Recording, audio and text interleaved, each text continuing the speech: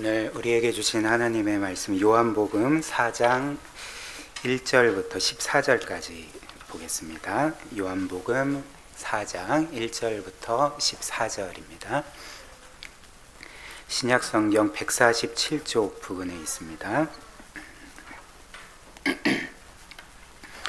요한복음 4장 1절부터 14절까지를 제가 대신 봉독해 드리겠습니다. 하나님의 말씀을 들으십시오.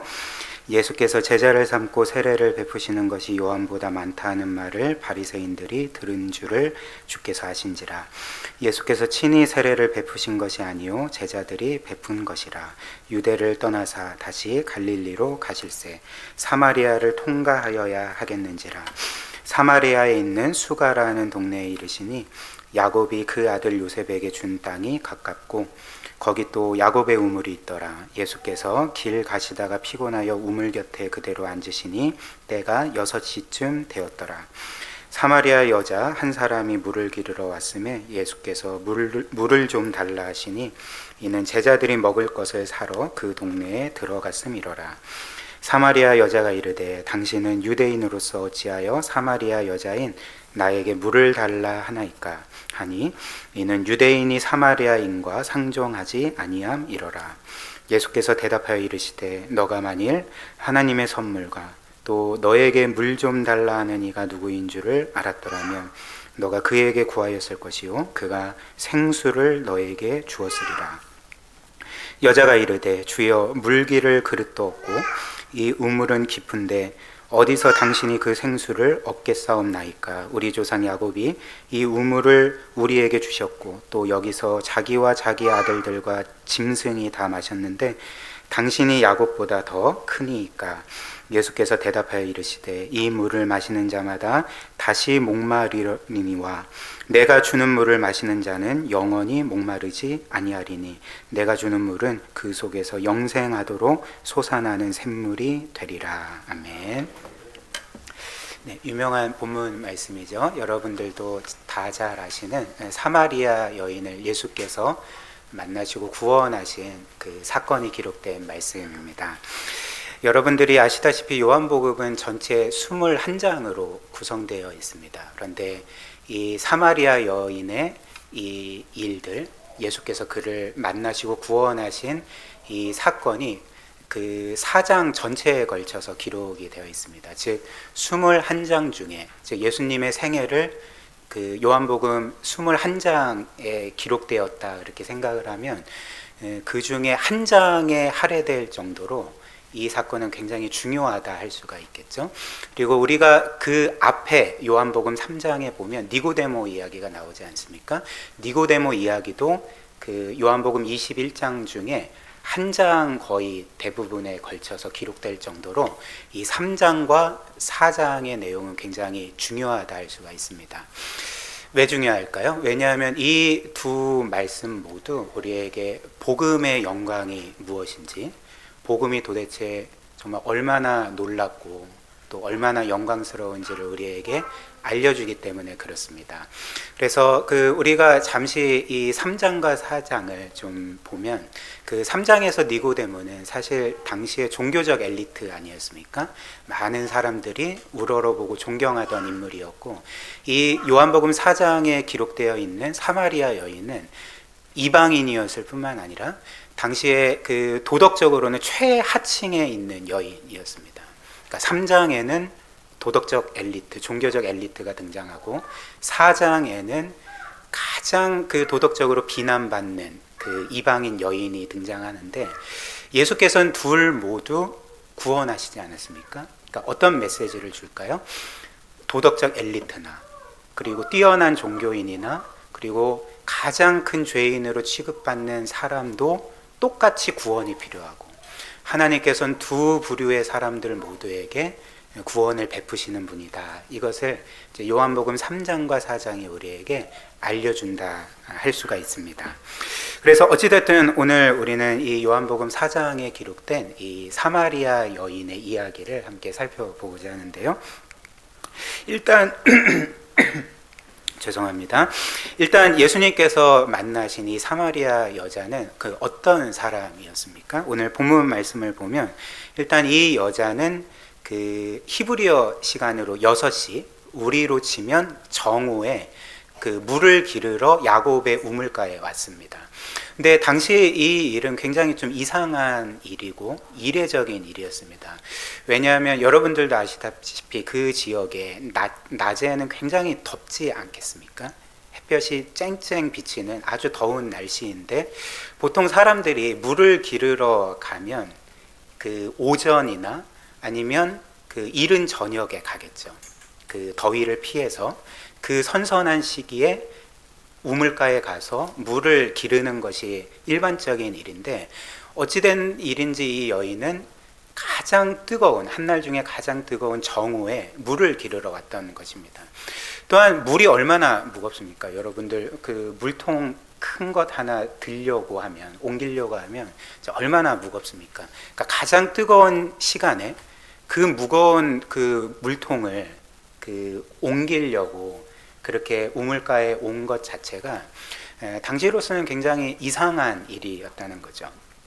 그렇다면 이 여인은 왜 정오에 물을 기르러 야곱의 우물가에 왔을까? 오늘 본문 말씀을 보면 우리는 그 이유를 이제 분명히 알 수가 있는 거죠. 그 17절, 18절을 보면 그 이 여인은 자신의 과거 때문에 굉장히 부끄러워하던 여인이었고 사람들을 피하던 여인이었고 그렇기 때문에 사람들이 나오지 않는 가장 뜨거운 그 정오에 우물가에 와서 물을 기르려고 했던 것입니다. 그래서 17절, 18절을 보면 이 여자는 과거에 남편을 5을 둔 여자였습니다. 그리고 지금도 어떤 한 남자와 살고 있는데 결혼 관계는 아닌 거죠. 그러니까 동거 관계인 거죠. 그러니까 뭘 보여줄까요? 일단 이 여인은 5번의 결혼에 있어서 실패한 여인이었습니다. 이혼한 여인이었고 그리고 지금도 그럼에도 불구하고 어떤 한 남자와 살고 있는데 지금은 그런 게 많이 무너진 사회지만 당시로서는 결혼도 하지 않은 그런 관계 가운데 동거를 하는 것은 도덕적으로 굉장히 비난받는 일이 아니었겠습니까? 그렇기 때문에 마을 사람들은 이 여인에 대해서 어떻게 생각을 했을까요? 결혼에 있어서 5번이나 정말 실패한 인생. 그럼에도 불구하고 지금도 어떤 한 남자와 결혼 관계도 아닌 동거를 하고 있는 굉장히 문란한 여인으로 취급을 받던 사람이었던 것입니다. 그래서 이 여자는 마을 사람들에게 늘 비난과 정죄의 대상이었을 것이고 누구도 이 여인을 호의적으로 대해주지 않았을 것이고 그리고 누구도 이 여인에게 그 친구로서 그를 대해주지 않았을 것입니다. 이런 이유로 이 여인이 사람들을 피해서 이 정오에 물을 기르러 왔던 거죠. 그런데 예수님께서 바로 오늘 이 불쌍한 여인을 만나 주셨던 것입니다. 근데 우리는 이 본문을 좀 주의 깊게 살펴보지 않으면 예수님이 우연히 사마리아 마을, 그 수가라는 마을에 들어가시고 우연히 어떤 여인을 만나게 되었네? 이런 식으로 그 여인을 만나신 것이 아닌 거죠. 그 말씀의 문맥을 보면 예수님께서는 의도적으로 사마리아 마을에 들어가셨고요. 의도적으로 그 자리에 계셨고요. 의도적으로 그 여인을 기다리시다가 만나 주셨던 것입니다. 왜 그럴까요? 그 여인을 구원해 주시기 위해서였던 거죠. 그래서 저는 오늘 여러분들과 함께 이 말씀을 세 부분으로 나눠 보고자 합니다. 살펴보고자 하는데요. 첫 번째는 하나님의 선물에 대해서 살펴볼 거고요. 두 번째는 하나님의 선물에 2가지 내용물이 있습니다. 이것을 살펴보고 그리고 마지막 세 번째로는 하나님의 선물이 우리의 영혼을 어떻게 만족시키는지 어떻게 충만하게 하는지 이것을 차례대로 살펴보겠습니다. 첫 번째로 하나님의 선물입니다. 일단 예수님께서는 이 여자를 만나셨을 때 어떻게 구원해 주셨습니까? 이 여인을 어떻게 대하셨을까요? 예수님은 그 당시에 이런 도덕적으로 굉장히 비난받을 만한 사람들이 그 사람들을 향해서 사람들이 갖는 생각처럼 만약에 어떤 선지자나 하나님의 사람이 이런 여인을 만나서 구원하려고 한다면 먼저 하리라 생각되는 일이 무엇이겠습니까? 그러니까 죄에 대해서 책망하는 거죠. 하나님의 심판을 경고하는 것 아니겠습니까? 그러나 예수님께서는 이 여자를 책망하시지도 않았고요. 그리고 그 죄를 물어보시지도 않았고요. 무조건 회개하라고 촉구하시지도 않았습니다. 이 예수님은 이 여인을 부드럽게 친절하게 대하시고 대화를 이어가셨던 거죠. 그래서 예수님께서는 첫 번째로 이 여인에게 나에게 물을 좀 달라 이렇게 말씀을 하셨습니다. 6절 7절 한번 보십시오. 거기 또 야곱의 우물이 있더라. 예수께서 길 가시다가 피곤하여 우물 곁에 그대로 앉으시니 때가 6시 즉 정오쯤 되었더라. 사마리아 여자 한 사람이 물을 기르러 왔음에 예수께서 물을 좀 달라 하시니. 그리고 예수님께서 물을 좀 달라 하셨을 때 이 여인이 굉장히 놀라워했습니다. 놀랬던 거죠. 왜 놀랬을까요? 일단 이 여인은 우물가에 아무도 없을 거라고 생각하고 왔는데 어떤 한 남자가 있었고, 그리고 더군다나 그 남자는 알고 보니까 유대인이었던 것입니다. 여러분들도 알다시피 당시 유대인은 사마리아 사람들을 사람처럼 취급하지 않았습니다. 그러니까 사람 이하의 개와 같은 사람들로, 혼혈 민족이고 하나님의 이름을 더럽히는 그런 죄인들로 취급을 했던 거죠. 그런데 이런 그 상황에서 어떤 한 유대인 남자가 자기에게 말을 거는 거예요. 그리고 물을 좀 달라고 하는 겁니다. 그러니까 이 여인이 굉장히 좀 놀라지 않았겠습니까? 그래서 사마리아 여인이 이어서 이렇게 말하는 거죠. 9절 말씀 보십시오. 사마리아 여자가 이르되 당신은 유대인으로서 어찌하여 사마리아 여자인 나에게 물을 달라 하나이까 하니 이는 유대인이 사마리아인과 상종하지 아니함이러라. 그리고 그때 예수님은 이 여인에게 이렇게 말씀하시죠. 10절입니다. 예수께서 대답하여 이르시되 너가 만일 하나님의 선물과 또 너에게 물 좀 달라 하는 이가 누구인 줄 알았더라면 너가 그에게 구하였을 것이요 그가 생수를 너에게 주었으리라. 이렇게 말씀을 하셨습니다. 예수님은 지금 이 여인에게 어떤 말씀을 하고 계십니까? 나는 너에게 이 야곱의 우물물을 달라 했지만 그러나 나의 진짜 목적은 내가 너에게 하나님의 선물을 주는 거다. 너는 나에게 물밖에 줄 수 없지만 나는 너에게 하나님의 선물을 주기를 원한다 라고 이제 말씀을 하셨던 것입니다. 사랑하는 여러분, 이는 이 세상의 관점에서 굉장히 놀라운 일이고 있을 수 없는 일이 아닙니까? 왜냐하면 이 세상 사람들이 생각하기에 신이란 존재가 찾아가고 만나주는 사람은 어떤 부류의 사람들입니까? 신의 선물을 받을 수 있는 사람은 어떤 부류의 사람들입니까? 이 세상 사람들이 보통 생각하는 신의 호의를, 선물을 받을 수 있는 사람은 도덕적으로 선한 사람, 의로운 사람, 뭔가 공적을 세운 사람, 공로를 이룬 사람, 이런 사람들이 신을 만날 수 있고 신의 호의와 선물을 받을 수 있는 것 아닙니까? 그러나 지금 예수님께서는 어떤 이에게 하나님의 선물을 주신다 말씀합니까? 그런 도덕적으로 뛰어나고 탁월한 사람들이 아니라 도덕적으로 최하층에 있던 여인, 모든 사람들이 죄인이라 비난하고 정죄받는 이에게 하나님이신 예수 그리스도께서 그를 찾아가셨고 만나주셨고 더 나아가서 그에게 나는 너에게 하나님의 선물을 주기를 원한다 이렇게 말씀을 하고 계시는 것입니다. 특별히 우리는 오늘 예수님께서 이 여인에게 제안하고 계시는 이 하나님의 선물이라고 할 때 이 선물이라는 단어를 좀 주목해서 볼 필요가 있을 것 같습니다. 우리가 선물이라는 것을 좀 정의하면 어떻게 정의할 수 있겠습니까? 값없이 주고 값없이 받는 것이 이제 선물이 되겠죠. 그래서 주는 자도 값없이 주고 받는 자도 어떤 값이나 대가를 치름 없이 이제 거저 받는 것을 이제 선물이라 하지 않겠습니까? 예를 들면 제가 여기 이제 앞에 계신 신진현 집사님께 이제 10만 원짜리 어떤 옷을 사서 그 집사님께 이렇게 말씀을 드리는 거죠. 집사님, 이거 10만 원짜리 옷인데 저에게 10만 원을 주시면 이 옷을 드리겠습니다 라고 제가 제안을 하면 이거는 사실 선물이 아닌 거죠. 이것은 이제 거래이고 흥정 아니겠습니까? 혹은 제가 이거 10만 원에 샀는데 그 집사님에게는 특별히 9만 원의 선물로 드릴게요. 그러니까 이것도 선물이 아닌 거죠. 흥정인 거죠.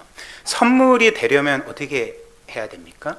그러니까 값없이 주고 값없이 받는 것. 이게 이제 선물인 것입니다. 근데 예수님께서 오늘 이 사마리아 여인에게 내가 너에게 하나님의 선물을 주겠다. 거기에 담긴 의미가 무엇이겠습니까? 내가 너에게 주는 이 하나님의 선물은 너가 값이나 대가를 치불할 일 없이 거저 받고 값없이 받고 대가 없이 받고 은혜로 받으면 된다라고 이 여인에게 말씀하고 계시는 거죠. 그러나 이 사마리아 여인에게만 주께서 하나님의 선물을 은혜로 주시는 것이 아니라 값없이 주시는 게 아니라 우리 모두에게 값없이 주시는 것 아니겠습니까? 그렇다면 왜 하나님은 우리에게 그분의 선물을 값없이 주시는 것일까요? 그러니까 이유는 간단하죠. 우리는 그분이 주시는 선물에 대해서 그 어떤 값이나 대가도 치를 수 없는 사람들이기 때문에 그렇죠. 할 수가 없습니다. 우리는 대가를 치를 수가 없는 사람들입니다. 즉 바꿔 말하면 우리는 우리의 힘으로 어떤 구원의 자격을 갖추어서 그 구원을 살 수 있는 사람이 아닌 거죠. 얻어낼 수 있는 사람이 아닌 것입니다. 왜냐하면 우리 모두는 하나님 앞에 아무 소망 없는 죄인들이고 우리가 이루어낼 수 있는 최상의 의로움이라 할지라도 하나님께는 더러운 옷과 같기 때문에 우리는 대가를 치를 수가 없는 거죠. 오히려 우리가 하나님께 드릴 수 있는 것은 죄밖에 없고 그로 인해서 우리가 하나님께 마땅히 받을 수 있는 것은 그분의 진노와 심판밖에 없다는 것입니다. 그러나 이런 상황에서 하나님은 바로 우리에게 선물을 주시는 거죠. 그 구원을 선물로 주시는 것입니다. 그래서 이것을 잘 보여주는 말씀이 우리가 잘 아는 에베소서 2장 말씀 아닙니까? 1절, 8절, 9절 한번 보십시오. 그는 즉 예수 그리스도는 허물과 죄로 죽었던, 여기서 허물과 죄로 죽었다는 것은 무엇을 의미합니까? 그러니까 구원에 있어서 대가를 치를 수가 없다는 것이죠. 어떤 값도 치를 수 없는 상태에 있는 우리를 살리시고, 그리고 8절 9절 너희는 그 은혜에 의하여 믿음으로 말미암아 구원을 받았으니 이것은 너희에게서 난 것이 아니요 하나님의 선물이라. 행위에서 난 것이 아니니 이는 누구든지 자랑하지 못하게 하려 함이라. 이렇게 말씀을 합니다. 그러나 하나님께서 오늘 이 말씀처럼 또 에베소서의 말씀처럼 우리에게 구원을 혹은 영원한 생명을 선물로 주실 때 우리는 그 선물을 값없이 대가 없이 받지만, 그러나 하나님께서 그 선물을 우리에게 주실 때에 그분 또한 어떤 값이나 대가를 치르지 않은 것은 아닙니다. 우리는 보통 우리가 받는 구원이 값없이 받는 거니까 하나님도 그냥 옛다 여기 있다 하면서 그냥 쉽게 주신 거라고 생각을 합니다. 은연중에 하나님도 그 어떤 값이나 대가나 희생도 치름 없이 그냥 주시는 거겠지라고 생각하는 그 경우가 많다는 거죠. 결코 그렇지 않죠. 우리 하나님께서 우리는 값없이 받지만 그 값없는 구원이라는 선물을 우리에게 주시기 위해서 그분은 분명히 값을 치러야 됐고 희생을 치러야 됐고 대가를 치르셔야 되지 않았겠습니까? 이 세상에 누군가를 위해서 선물을 줄 때 값을 치르지 않고 줄 수 있는 선물이 어디 있겠습니까? 대가를 치르지 않고 줄 수 있는 선물이 어디 있겠습니까? 하나님께도 마찬가지죠.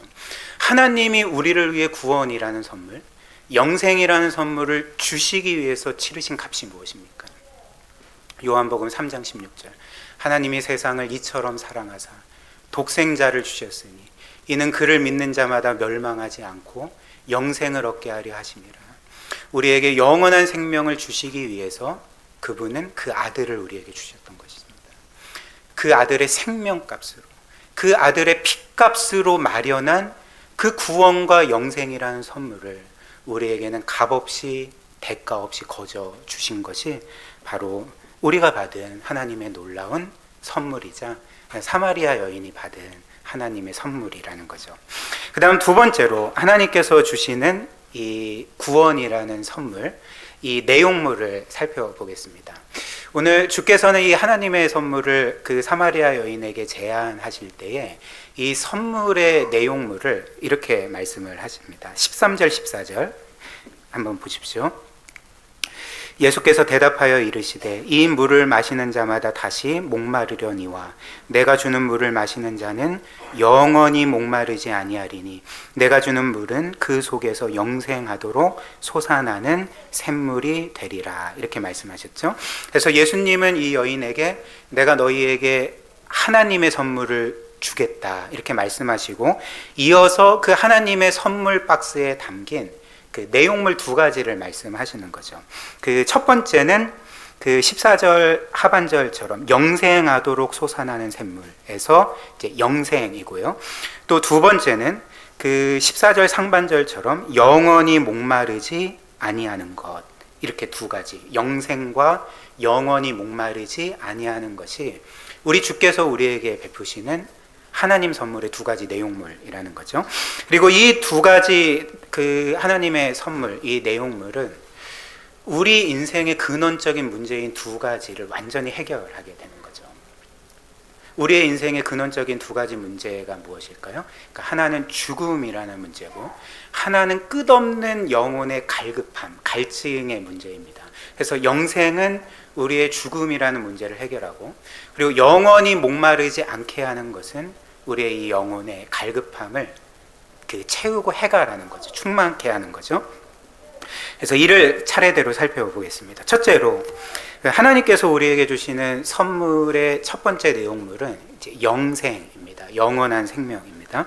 그리고 이는 정말 하나님께서 우리에게 주실 수 있는 최고의 선물인 거죠. 왜냐하면 앞에서 우리가 본 것처럼 우리의 인생의 가장 근원적인 문제인 죽음이라는 문제를 이 영생이 해결하기 때문에 그렇습니다. 사실 사람들은 이 죽음이라는 것을 잘 생각하고 싶지 않아 합니다. 죽음에 직면하고 싶지 않아 하는 거죠. 왜냐하면 이 죽음이라는 것은 이 세상에서 우리가 경험할 수 있는 가장 고통스럽고 가장 절망스럽고 그리고 가장 끔찍한 일이기 때문에 그렇습니다. 그래서 우리는 이런 이유 때문에 되도록이면 죽음에 대해서 생각하지 않으려고 하고, 그리고 그 죽음을 직면하려고 하지 않기를 원하고, 또 그 죽음이라는 주제를 의도적으로 피하려고 하는 것이죠. 그러나 우리가 죽음을 생각하지 않으려고 하고 그 주제를 피하려고 하더라도, 직면하고 싶지 않더라도 우리의 인생의 분명한 사실은 무엇입니까? 이 세상 모든 사람이 반드시 죽음을 맞이한다는 거죠. 그래서 히브리서 9장 27절 잘 아시는 말씀이죠. 한 번 죽는 것은 사람에게 정해진 것이요 그 후에는 심판이 있으리라. 죽음은 반드시 오고 그 후에는 심판이 있을 거다. 이것이 이 세상 모든 사람의 정해진 한 운명이지 않습니까?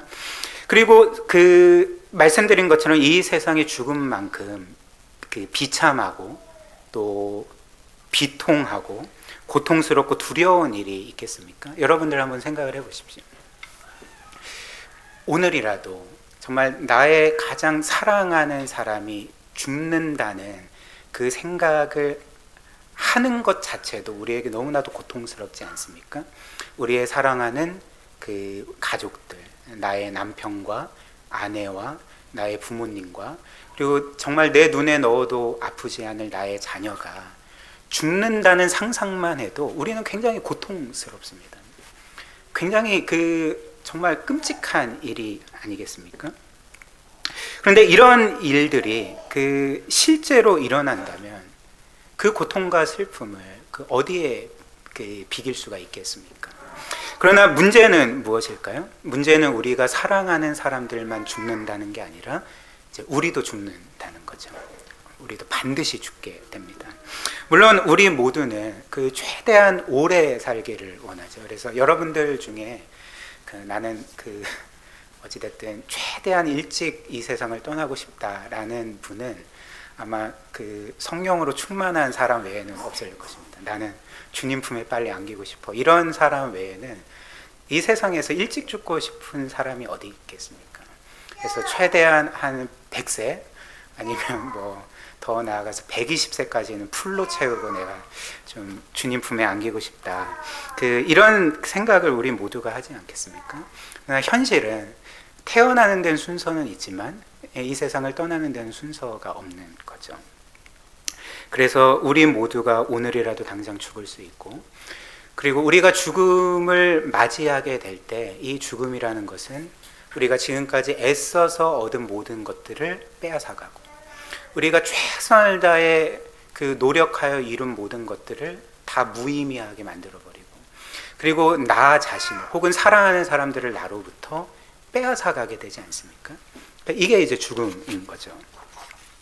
그래서 이런 이유로 어떤 면에서 우리를 포함해서 이 세상 모든 사람들이 하는 모든 일들은 어떤 면에서 죽음을 막는 것과 관련이 있지 않습니까? 내가 열심히 건강을 지키고 운동하고, 그리고 정기적으로 건강검진을 받고, 또 될 수 있으면 많은 부를 축적해서 미래를 대비하려고 하고, 또 될 수 있으면 크고 좀 쾌적한 집에서 살고, 또 안전한 차를 타는 것, 이 모든 것들이 어떤 면에서 당장의 행복을 위한 일도 있겠지만 우리를 언제든지 찾아올 수 있는 죽음을 막는 일과 관련이 있는 것 아니겠습니까? 그러나 우리가 이렇게 노력하고 애쓰고 최대한 죽음을 피하려고 하고 죽음을 막으려고 해도 이 세상 누구도 죽음을 막을 수가 없는 거죠. 이 세상 누구도 죽음이 오는 것을 늦출 수 없고, 그리고 죽음을 이길 수가 없는 거죠. 모든 사람이 결국은 죽음 앞에 이제 패배하게 됩니다. 그러나 이런 절망적인 상황에서 오늘 주께서 우리에게 주시는 하나님의 선물이 무엇입니까? 영생인 거죠. 영원히 사는 거죠. 그래서 요한복음 11장 25절 26절 보면 예수님께서 나사로의 죽음의 현장 가운데 이런 놀라운 약속을 마르다에게 주시지 않았습니까? 한번 보십시오. 예수께서 이르시되 나는 부활이요 생명이니 나를 믿는 자는 죽어도 살겠고 무릇 살아서 나를 믿는 자는 영원히 죽지 아니하리니 이것을 너가 믿느냐. 나는 부활과 생명이기 때문에 나를 믿는 자는 죽어도 살고, 그리고 살아서 믿는 자는 영원히 죽지 않는다라는 것이 우리 주님의 약속인 것입니다. 물론 이 세상에서 우리가 예수 그리스도를 믿고 영생을 얻었음에도 불구하고 우리 모두는 결국 죽음을 맞이하게 될 것입니다. 우리는 우리를 찾아오는 죽음에 직면하는 때가 분명히 오게 될 것입니다. 그러나 그럼에도 불구하고 우리가 그리스도를 믿고 이미 영생을 얻게 되었다면 그 영생은 우리에게 찾아오는 죽음의 의미를 완전히 바꿔버리게 되는 거죠. 이 세상 사람들에게 죽음은 여전히 끝이고 절망이고 패배를 의미하지만 영생을 얻은 우리에게는 그 죽음의 의미가 완전히 뒤바뀌어 버리게 되는 것입니다. 그래서 우리가 죽음이라는 찰나의 그 순간을 통과하여서 그 영원하신 하나님의 나라에 들어가고, 그리고 영원한 생명을 누리게 되고, 그 영광스러운 삼위 하나님의 품에 안기게 되고, 그분과 영원토록 그런 상상도 할 수 없는 복되고 영광스러운 삶을 살아가게 만드는 찰나의 순간으로서의 그 죽음으로 그 죽음의 의미가 완전히 뒤바뀌어 버리게 되는 것입니다. 이것이 바로 우리 주께서 우리에게 주신 우리가 이미 소유한 영생이라는 거죠. 제가 수개월 전에 제가 사랑하고 또 저와 오랫동안 함께 동역했던 한 장로님께서 이제 암 투병 후에 이제 위독하시다라는 그런 소식을 듣고 긴급하게 장로님을 찾아뵀습니다. 그래서 마지막으로 장로님을 뵙고 좀 인사를 드리려고 찾아뵀는데요. 근데 감사하게도 그날따라 장로님께서 좀 컨디션이 좋으셔서 대화도 하시고 이제 저를 반갑게 맞아주시고 또 함께 마지막으로 예배를 드렸습니다. 그런데 그 장로님께서 이제 어느 정도 기력이 있으시니까 좀 유머도 하시더라고요. 그 저에게 어떤 유머를 하시냐면, 그 오늘 아침에 깨어났는데 그 신경질이 나셨다는 거예요. 그러니까 왜 신경질이 나셨냐면, 내가 어제 밤에 그 이제 잠들고 오늘 아침에 딱 깰 때에 여기가 지금 천국이어야 되는데 왜 하나님이 나를 왜 안 데려가시는 건가? 그러니까 그 날만을 내가 지금 고대하고 있는데, 그 오늘도 자서 깨면 내 집이고 천국이어야 되는데 여전히 내 집이니까 그게 참 신경질이 난다, 이렇게 말씀을 하셨습니다. 사랑하는 여러분, 어떻게 이런 고백을 할 수가 있을까요? 그러니까 영생을 얻으셨음을 확신하시기 때문에 그런 것 아니겠습니까? 이 세상 사람들은 여러분들도 아시다시피 죽는 순간까지 두려움에 휩싸여서 어떻게든지 한 시간만이라도 더 살려고 애쓰고, 어떻게든지 그 죽음을 피하려고 하고, 어떻게든지 살려고 애쓰는 것이 이 세상 사람들의 모습 아닙니까? 그러나 구원받은 신자는 다르죠. 구원받은 신자는 담대함과 확신을 가지고 그 죽음을 맞이하게 됩니다. 왜냐하면 우리에게 영생이 있음을 믿고 죽음이라는 찰나의 순간을 통과하여서 그 영원한 나라에 하나님의 품에 안길이라는 확신이 있기 때문에 우리는 너무나도 복된 그런 죽음을 맞이할 수가 있게 되는 거죠. 이것이 바로 우리에게 주신 영생이라는 선물이 되는 것입니다. 그리고 앞에서 본 것처럼 이 영생이라는 선물 또한 하나님께서 우리에게 주실 때 단지 그분 또한 값없이, 대가 없이, 희생을 치름이 없이 우리에게 주신 게 아닌 거죠. 성경이 말하는 것처럼 죄의 삭은 사망입니다. 우리는 생명을 얻을 수 있는 사람들이 아닙니다. 더군다나 영원한 생명을 얻을 수 있는 사람들이 아닙니다. 그럼에도 불구하고 하나님께서 우리와 같은 죄인들에게 영원한 생명을 주실 수 있는 이유가 무엇입니까? 그 대가를 치르셨기 때문에 그런 거죠. 우리가 죽어야 되는데 그리스도께서 십자가에서 우리 대신 죽으셨기 때문에, 우리가 멸망당해야 되는데 그리스도께서 십자가에서 멸망당하셨기 때문에 그 대가로서 우리가 멸망하지 않고 영생을 얻게 되었다는 것이 바로 이 성경이 우리에게 말하는 하나님의 그 희생이자 또 우리가 받은 선물이 아니겠습니까? 이것이 바로 우리가 이미 소유하고 누리고 있는 놀라운 구원의 사실인 것입니다. 그 다음 두 번째로 하나님의 구원의 선물 두 번째 내용은 이 영원한 생명뿐만 아니라 주님 말씀하신 것처럼 영원히 목마르지 않게 되는 것입니다. 13절 14절을 다시 보십시오. 예수께서 대답하여 이르시되 이 물을 마시는 자마다 다시 목마르려니와 내가 주는 물을 마시는 자는 영원히 목마르지 아니하리니 내가 주는 물은 그 속에서 영생하도록 솟아나는 샘물이 되리라. 여기에서 그 예수님께서는 두 개의 물을 대조하여 말씀하고 계십니다. 그 첫 번째 물은 그 여인이 예수님께 줄 수 있는 야곱의 우물물이죠. 여인이 매일 와서 길러서 그 자신의 갈증을 해소할 수 있는, 생명을 이어갈 수 있는 그 야곱의 물리적인 물이고요. 그리고 그에 대해서 이제 예수님은 또 다른 물을 말씀하시는 거죠. 내가 주는 물은 영원히 목마르지 아니하는 물이다, 이렇게 말씀을 하는 거죠.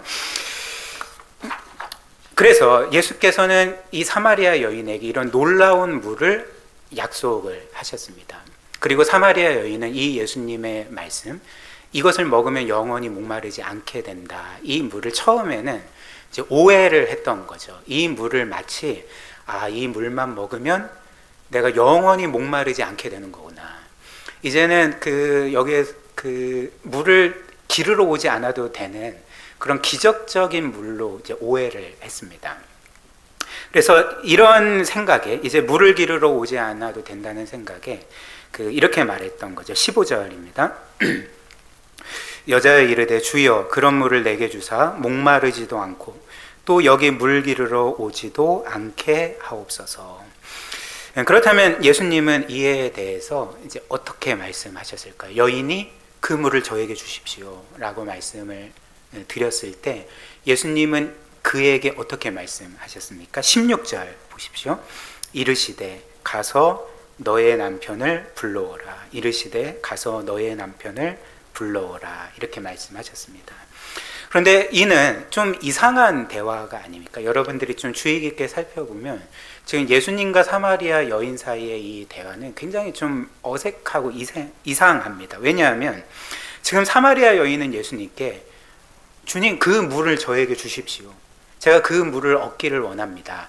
라고 말씀을 드렸을 때 정상적인 대화라면 예수님은 이 여인에게 그래, 내가 이 물을 너에게 주마 라고 말씀을 하시든지, 아니면 그래? 이 물을 내가 너에게 줄 건데 이 물을 얻기 위해서는 이것저것을 해야 된다, 이렇게 말씀을 하시든지, 이게 이제 정상적인 답변이 아니겠습니까? 근데 예수님께서는 뜬금없이 물을 좀 주십시오라는 그 요청에 너의 남편을 데려오라 이렇게 말씀을 하시는 거죠.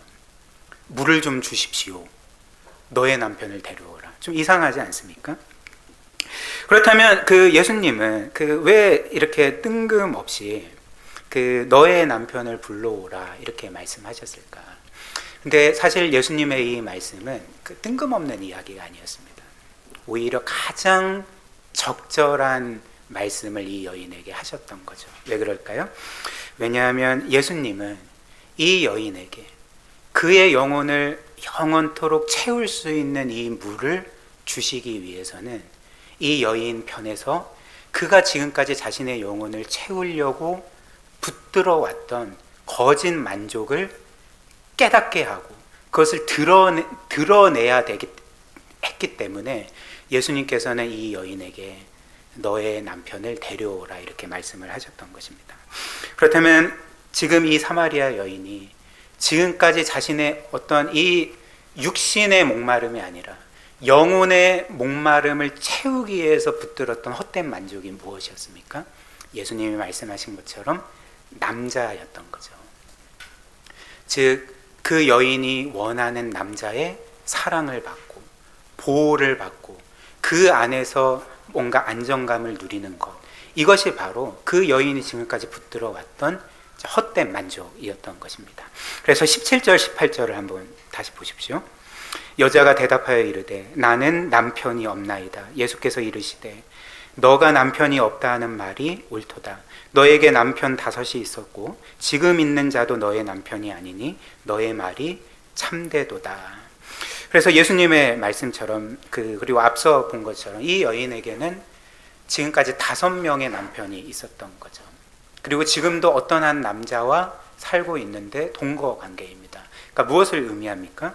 그러니까 지금 이 여인은 결혼 생활에서 5번이나 실패했음에도 불구하고, 그러니까 이 정도까지 남성에게 대이면, 이 정도까지 실패를 경험하게 되면 남자는 꼴도 보기 싫을 것 아니겠습니까? 그러나 지금도 어떤 한 남자와 결혼 관계가 아닌 동거하고 있다는 것은 무엇을 보여주는 것이겠습니까? 그러니까 지금까지 이 여인이 가장 원했던 것, 가장 목말라 했던 것, 가장 갈급해 했던 것이 무엇이었는지를 보여주는 거죠. 즉, 그가 원하는 남성의 사랑을 받고 보호를 받고 그로 인해서 만족을 얻고 안정감을 얻는 것. 즉, 이 여인은 자신의 삶 내내 이렇게 생각을 했던 것입니다. 내가 원하는 남자의 사랑을 내가 받게 된다면, 그리고 내가 원하는 남자의 보호를 받을 수만 있다면, 내가 원하는 남성의 품에 안겨서 안정감을 누릴 수가 있다면 나는 진정으로 만족할 거야. 내 삶은 진정으로 의미 있고 가치 있어질 거야 라고 하면서 그 남자를 자신의 구원으로 삼고 살았던 것입니다. 그러나 실제로는 어떠했을까요? 이 여인은 5명의 남성을 거치면서 지금도 그리고 어떤 한 남자와 살고 있지만 그의 근원적인 갈급함은 결코 채워지질 않았던 거죠. 여러 결혼 생활에서 또 남성들과의 관계에서 이 여인은 오히려 영적으로 더 목말라 했고 더 갈급해 했고 더 고통스러운 세월을 계속적으로 보냈던 것입니다. 그래서 예수님께서는 이런 여인에게 그의 영혼을 궁극적으로 채울 수 있는 그 만족, 하나님의 선물을 주시기 전에 너의 남편을 데려오라. 즉 너가 지금까지 하나님 대신 붙들었던 영혼의 헛된 만족을 나에게 고백해야 된다. 그리고 인정해야 된다. 이렇게 말씀을 하셨던 것입니다. 사랑하는 여러분, 그런데 이런 근원적인 목마름은 사마리아 여인에게만 있는 것이 아니죠. 이 세상 모든 사람에게 있고 우리에게도 있지 않습니까? 그러나 불행하게도 사람들은 오늘 사마리아 여인과 같이 자신의 영혼의 이런 근원적인 갈급함을, 자신의 갈증을 채울 수 없고 도리어 그 갈증만을 더욱더 키우는 이 세상의 헛된 것들로 계속 채우려고 하는 거죠.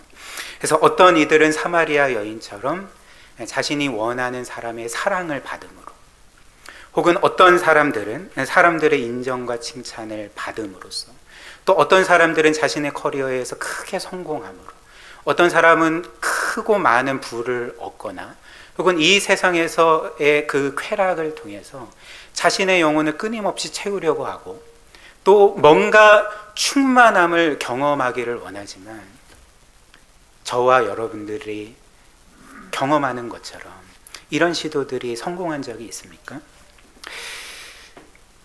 그렇지 않죠. 우리 모두는 사마리아 여인처럼 헛된 것들로 우리의 갈증을 채우려고 하는 그런 상황 가운데 계속적으로 목말라하고 배고파하고 계속적으로 공고한 삶을 살아가게 되고, 계속적으로 뭔가 채워지지 않는 그 영혼의 갈급함을 가지고 늘 고통스러운 삶을 살아가고 있는 것 아니겠습니까? 그러니까 이는 사마리아 여인뿐만 아니라 이 세상 모든 사람들이 경험하는 일이라는 거죠. 왜 그럴까요? 인생의 근원적인 목마름은 하나님만이 채우실 수 있기 때문에, 우리의 영혼의 빈 공간은 우리를 창조하시고 우리를 지극히 사랑하시는 하나님으로만 채워질 수 있기 때문에 그런 거죠. 이를 잘 보여주는 말씀이 전도서 3장 11절 말씀인데요. 이렇게 말씀합니다. 하나님이 모든 것을 지으시되 때를 따라 아름답게 하셨고, 또 사람들에게는 영혼을 사모하는, 영원을 갈망하는 마음을 주셨다. 무슨 말입니까? 하나님이 우리를 창조하실 때에 우리의 영혼 안에 영원하신 하나님의 빈자리를 만들어 주셔서 하나님만이 채우실 수 있고 충만하게 하실 수 있는 빈자리를 만들어 주셔서 하나님으로만 우리가 채워지고 충만하게 되도록 우리를 그렇게 지으셨다는 거죠. 그러나 불행하게도 사람들은 하나님이 아닌 것들로 자신의 영혼을 채우려고 하고, 자신의 영적인 갈급함과 그 갈증을 해갈시키려고 하지만 참된 생수가 아닌 것으로 그 갈증을 해결하려고 하면 그것들을 마시면 마실수록 우리는 더 목마르게 되고, 그 영적인 갈증으로 인해서 그 영혼이 타는 듯한 고통을 경험하게 되지 않겠습니까? 그래서 이와 관련해서 팀 켈러 목사님께서 자신의 설교에서 이렇게 말씀을 하셨습니다. 한번 들어보십시오. 우리는 왜 영적으로 목마릅니까? 이에 대한 올바른 답이 성경에 있습니다. 그 이유는 우리가 하나님을 위해 창조되었기 때문입니다. 그러나 우리는 하나님을 떠났고, 이 때문에 우리 안에는 무한하신 하나님의 미소로만 채워지도록 되어 있는 무한한 크기의 빈 공간이 있습니다. 즉 우리 영혼 안에 있는 무한한 크기의 빈 공간은 위대하시고 영원하신 하나님의 기쁨으로만 채워지게 되어 있습니다. 그리고 그 빈 공간은 하나님의 사랑으로만 채워지게 되어 있습니다. 그러나 만약 당신이 하나님을 떠나 있고, 하나님께서 당신의 삶의 중심이 아니시고 당신의 모든 기쁨의 원천이 아니시라면, 당신은 당신의 영혼 안에 있는 무한한 크기의 빈 공간을 가지게 되고, 당신은 그 빈 공간을 사람들의 인정과 칭찬, 돈과 성공, 쾌락 등으로 채우기 위해 모든 노력을 하게 될 것입니다.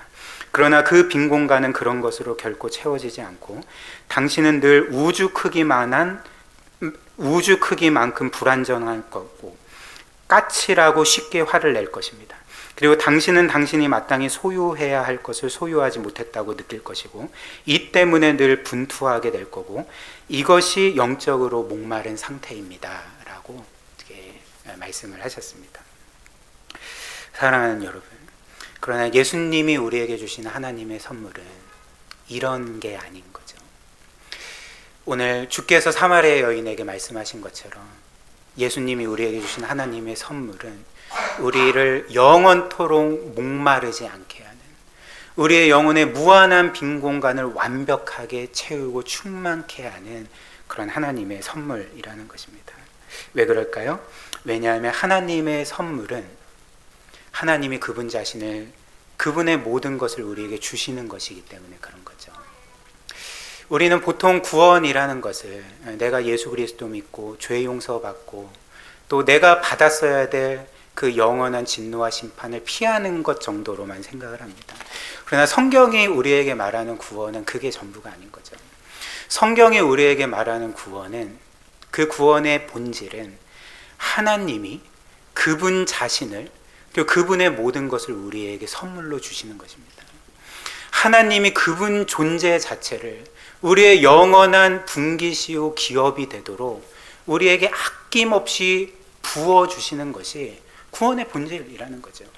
그렇기 때문에 구원이라는 선물은 바로 우리가 하나님 자신을 소유하게 된 것이고, 하나님으로 충만하게 되는 길이 열린 것이고, 하나님으로 인해 이 세상 어떤 것도 줄 수 없는 그 영혼의 기쁨을 누릴 수 있게 된 것이 성경이 우리에게 주는, 하나님이 그리스도를 희생시키셔서 우리에게 주신 그 놀라운 선물이라는 것이죠. 이 때문에 구약 성경에서 하나님은 자기 자신을 가리켜서 오늘 예수님이 말씀하신 것처럼 나는 생수의 근원이다 라고 말씀하고 계십니다. 예레미야 2장 13절, 내 백성이 두 가지 악을 행하였나니 곧 그들이 생수의 근원되는 나를 버린 것과 스스로 웅덩이를 판 것인데 그것은 그 물을 가두지 못할 터진 웅덩이들이니라. 그래서 이 말씀에서 하나님은 이스라엘 백성의 두 가지 죄를 지적을 하시는 거죠. 그 두 가지 죄악이 무엇입니까? 첫 번째는 이스라엘 백성이 생수의 근원이신 하나님을 버린 것입니다. 그리고 두 번째는 그 하나님을 버렸을 뿐만 아니라 스스로 웅덩이를 팠다라고 표현을 합니다. 말씀을 하십니다. 그러니까 스스로 웅덩이를 팠다는 것은 무엇입니까? 그러니까 하나님이 우리의 진정한 생명이요 만족이신데 그 하나님을 버리고 우리 스스로 우리를 채우려고 했다는 거죠. 우리 스스로 하나님이 아닌 어떤 것들을 우리의 영혼을 채우는 샘물로 삼고 혹은 물 항아리로 삼고, 그래서 그것 안에서 만족하려고 하지만 뭐라고 말씀합니까? 그 웅덩이들은 깨진 것이다. 물을 가두지 못한 깨진 웅덩이에 불과하다. 그러니까 바꿔 말하면 무슨 말입니까? 그러니까 하나님만이 우리를 영원히 목마르지 않게 하시는 샘물이시다, 생수의 근원이시다, 이 말씀을 하는 거죠. 이사야 55장 1절도 마찬가지입니다. 오라 너희 목마른 자들아 물로 나오라. 하나님이 이스라엘 백성에게 너희는 그 목마른 자들아 물로 나오라 이렇게 말씀을 하셨는데, 여기에서 물로 나오라는 하나님의 명령은 이제 어떠한 말씀입니까? 그러니까 어디 물로 나오라는 말은 어떤 강으로 나오라는 말이 아니겠죠. 광주로 치면 너희는 영산강으로 나오라, 황룡강으로 나오라, 이런 말씀이 아니지 않겠습니까? 여기에서 그 물은 하나님을 가리키는 거죠. 나에게 나오라고 말씀을 하시는 거죠. 그래서 이어서 그 이사야 55장 3절 말씀 보면, 그래서 너희가 물로, 즉 나에게 나오면 너희의 영혼이 살리라, 이렇게 말씀을 하시는 것입니다. 그래서 결론적으로 예수님께서 구하는 자에게 주시겠다고 약속하신, 우리를 영원토록 목마르지 않게 하는 하나님의 선물, 그 샘물은 하나님 자신이고, 그리고 하나님은 그리스도 안에서 이미 그분의 모든 것, 그분 자신을 우리에게 주셨음을 우리가 굳게 믿고 기억해야 한다는 거죠. 그렇다면 이제 마지막으로 하나님께서는 이 그분의 선물을 통해 우리의 영혼을 어떻게 채우시는가? 어떻게 채우시는가? 우리는 보통 뭔가 우리의 영혼이 충만하게 채워지는 어떤 경험들을 어떤 신비적인 체험을 함으로써 채워진다라고 이렇게 생각하는 경우가 많은 것 같습니다. 그러나 하나님께서 우리의 영혼을 채우시는 방법은 우리가 뭔가 신비로운 체험을 하거나 어떤 기적적인 일을 경험하게 함으로써 우리의 영혼을 채우시는 게 아니죠. 하나님께서 그분의 선물로 우리의 영혼을 채우실 때 주로 하시는 방법이 무엇입니까? 그리스도께서 말씀하신 복음으로 우리의 영혼을 채우시는 거죠. 이 세상 어디에도 발견할 수 없는 그 하나님의 놀라운 사랑을 우리로 하여금 경험하게 하심으로써 우리의 영혼을 채우시는 것입니다. 그래서 본문 말씀의 사마리아 여인이 바로 이런 놀라운 하나님의 사랑을 깨닫고 경험하게 되었을 때 그의 이 갈급한 영혼이 온전히 채워짐을 경험하게 되었던 거죠. 이를 어떻게 알 수 있을까요? 그 이어지는 말씀에서 알 수가 있습니다. 우리가 본 것처럼 예수님께서 이 여인에게 내가 너희에게 이 물을 주겠다, 이 영원히 목마르지 아니하는 물을 주겠다 제안하시고 여인이 그 물을 주십시오 이렇게 말씀하셨을 때 예수님이 그렇다면 너의 남편을 데려오라 이렇게 말씀하시지 않았습니까? 그리고 그때 이 여인은 그 예수님의 이 요청을 회피합니다. 그리고 갑자기 예수님께 주제를 전환해서 딴 질문을 하는 거죠. 19절 20절 한번 보십시오.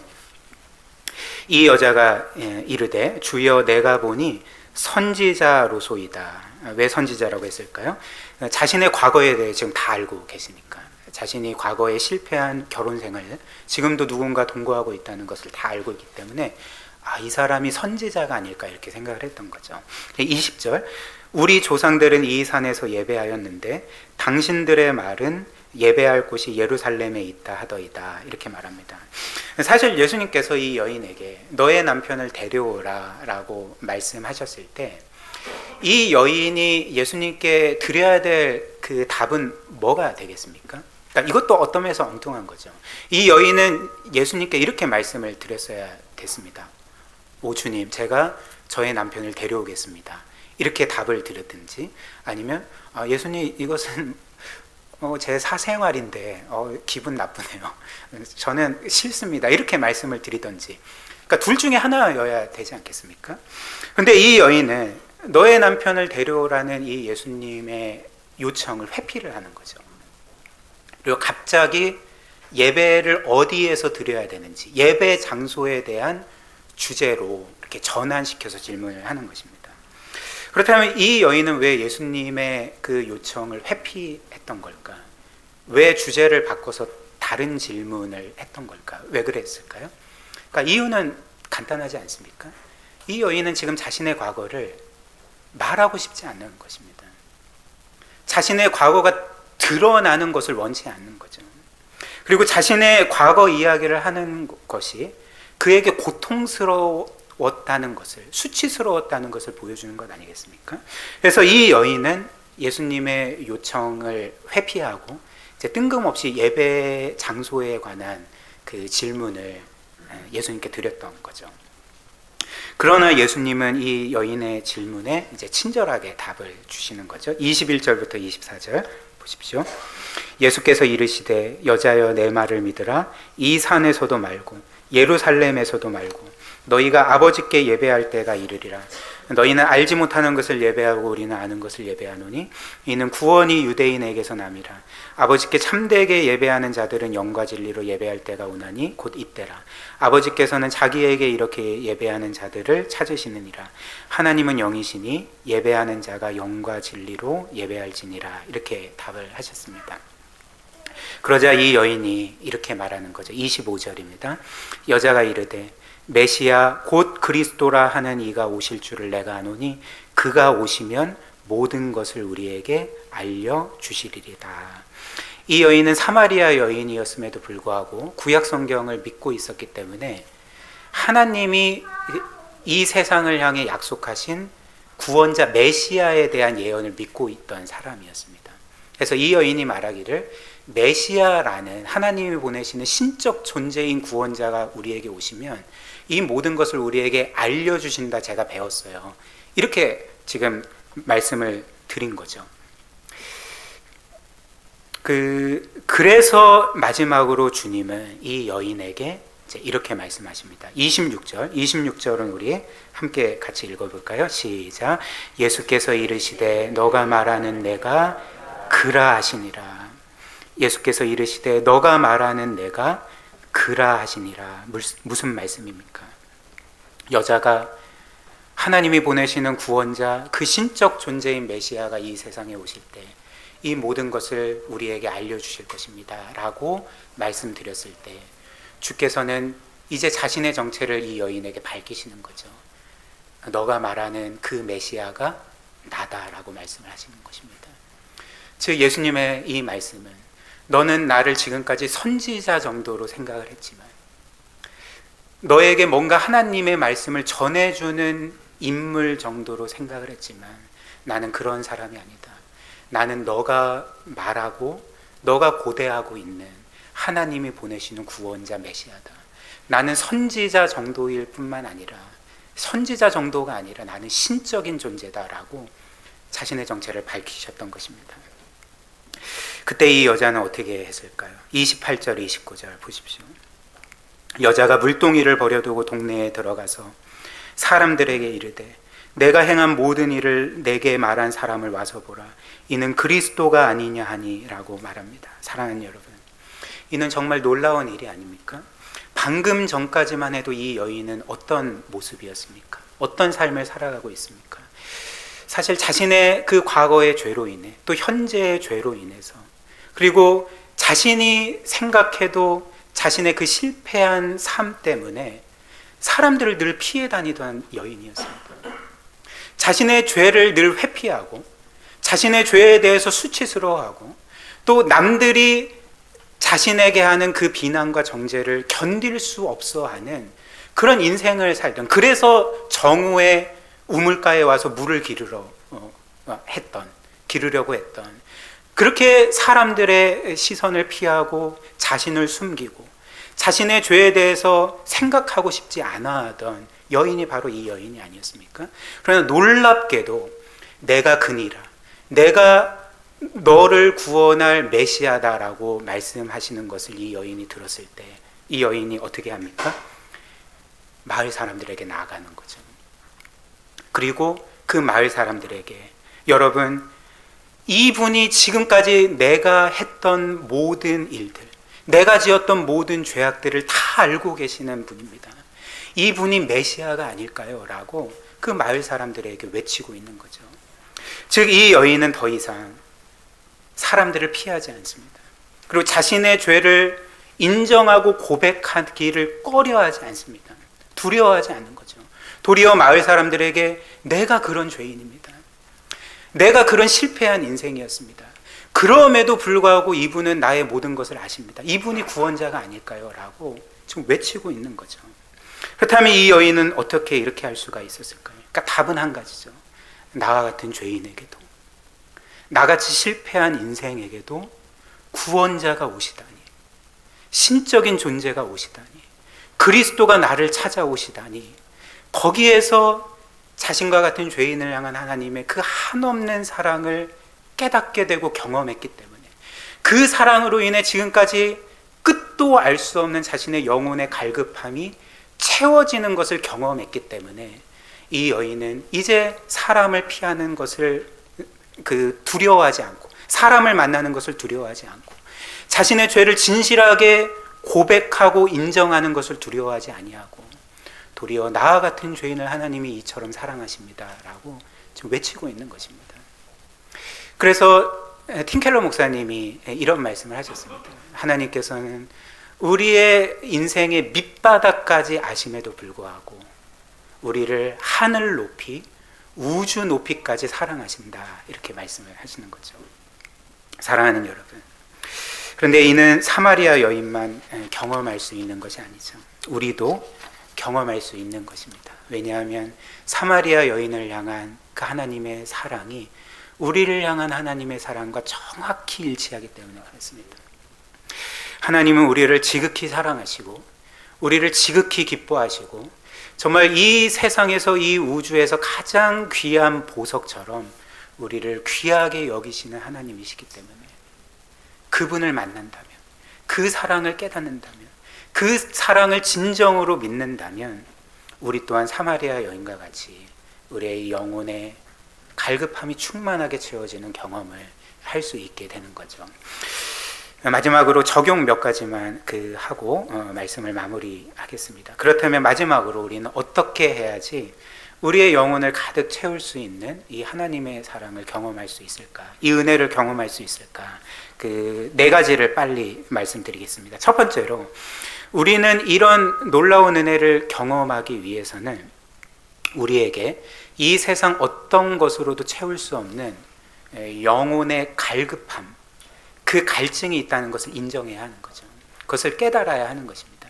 그리고 두 번째로, 우리는 우리의 영혼의 이런 갈급함, 이 갈증을 깨달아야 할 뿐만 아니라 지금까지 그것을 하나님이 아닌 헛된 것으로 채우려고 했다는 것, 하나님이 아닌 거짓 우상으로 그것을 채우려고 했다는 것을 우리가 인정하고 회개하고 그 거짓 우상을 버리는 일을 해야 되는 거죠. 그리고 세 번째로, 우리는 이제 그리스도를 바라보아야 됩니다. 그리스도께서 우리를 위해 행하시고 이루신 모든 일들을 바라보아야 하는 거죠.